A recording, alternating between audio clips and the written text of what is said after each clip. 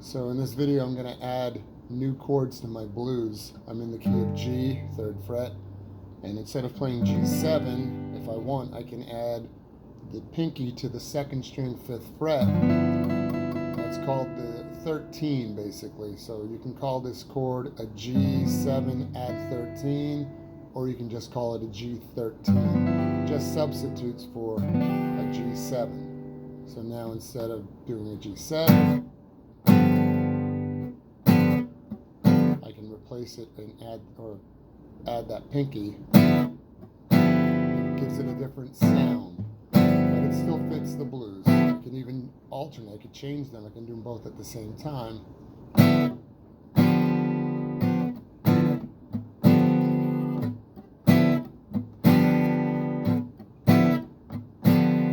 That's a G13, or very technically a G add 13.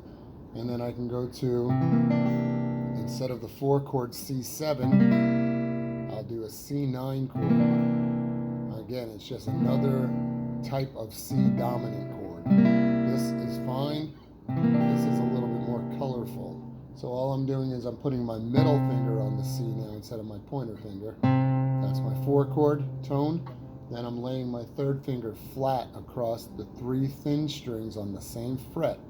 That might take a little getting used to if that's new for you.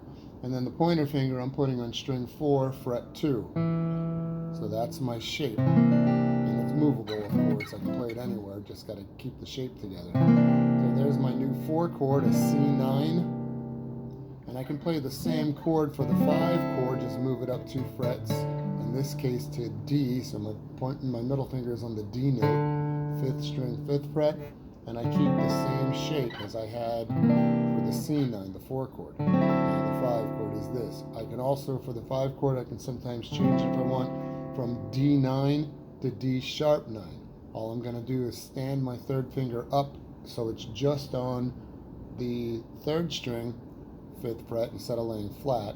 And then I drop the pinky down on string 2, fret 6. So it's 1 fret higher than the 3rd finger is. And that's a D7 sharp 9, it's called. Not a D sharp 9, D7 sharp 9. But it's essentially just moving that note up 1 fret. So my 1 chord, G13. C9 is my 4 chord. And D9 is my 5, or D7 sharp 9, just that 1 note different if I want. So now my 12-bar blues can be 1, I'll do a shuffle, 1, 2, 3, 4. Now my 4 chord for the quick change, back to the 1 chord.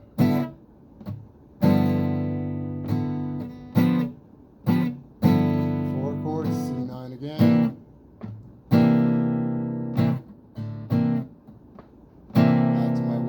G13 or G7.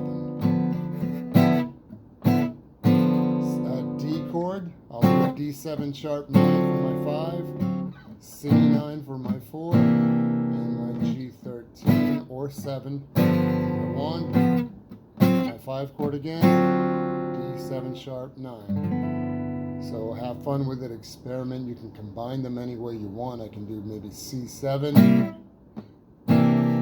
C9 during my 4 chord pattern, right? For my 5 chord, I can do maybe D9 the first time I get there, C9, G13 or G7, and then the second time I get to the 5 chord, I can do the sharp 9.